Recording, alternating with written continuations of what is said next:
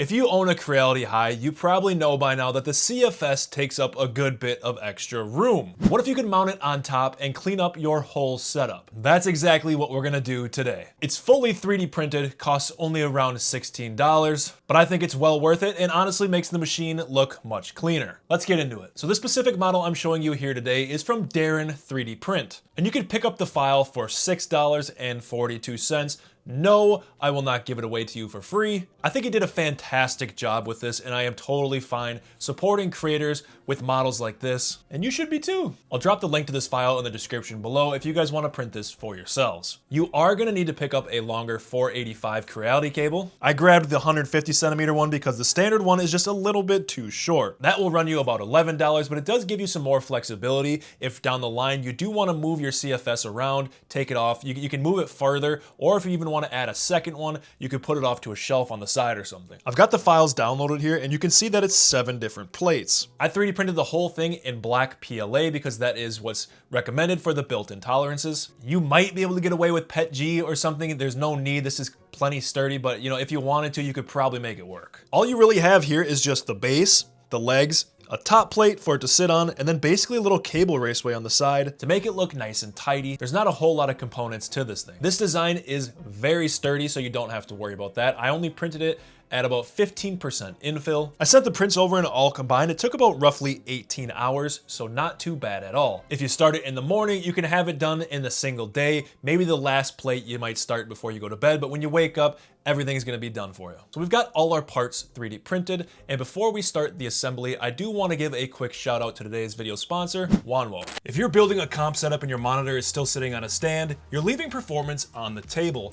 The Wanwo FlowLift Pro is a full motion monitor arm featuring their Instamount quick release system for easy mounting. It supports screens up to 32 inches and nearly 20 pounds with 90-degree swivel, full tilt and rotation, and 18.5 inches of extension. What that actually means for gaming is you can dial in your exact focal distance, push it in for ranked, or pull it back for watching YouTube. You can adjust it on the fly without touching your desk layout and having to move stuff around. The Mecha Spring system keeps it locked in place with zero sag, and there's a tension window so you can actually see the calibration instead of just guessing. You can pick up this monitor arm using this discount code on screen, and that will get you to a final price of less than $20.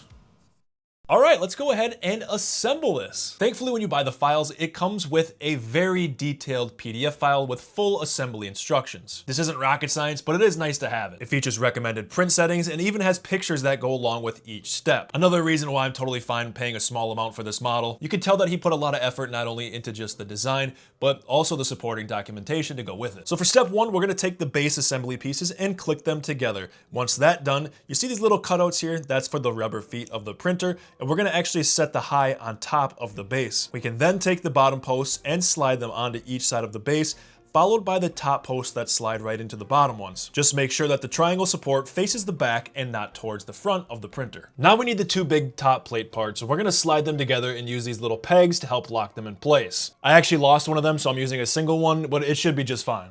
Up next, we have the extension pieces that mount the top plate to the top rail of the Creality Hi. Insert the front extensions with the dovetails facing inwards and insert the 2 pegs on top to lock them in place. With these ones, if you lose one, I probably would recommend printing another one. These ones you're gonna want in there. Take your whole top plate assembly and place it on top of the posts. Then push the whole top plate forward so that the front extensions latch onto the top of the gantry on the Hi. There's this metal bar we can put on next to help stabilize it, and it just locks into place by pushing on it. You can now take and insert your long 485 6-pin to 6-pin cable and connect it to the back of the CFS and then into the printer itself. Once you have that connected, go ahead and mount the CFS on top of the plate. The feet should fit right into the grooves on the top. Of course, we're gonna make it look nice and clean. You can take your little cable clips, click them on the side of the post with the holes, and clip your cables into it. Gotta have a little cable management, you know? You now have a stable and solid top mount for your CFS that takes you from a footprint of around 30 inches with it on the side of your desk or table to only 16 inches with it mounted on top. Plus, I just think it looks way more clean overall. Shout out again to Darren 3D Print for the solid model, and I hope you guys enjoy your new Creality Hi with the CFS mounted on top. If you guys have any questions about the 3D print or the assembly, make sure to leave them down below. I've been using it like this for roughly the last 8 months without any issues. Thanks for watching today's video, and we'll see you guys in the next one. See ya!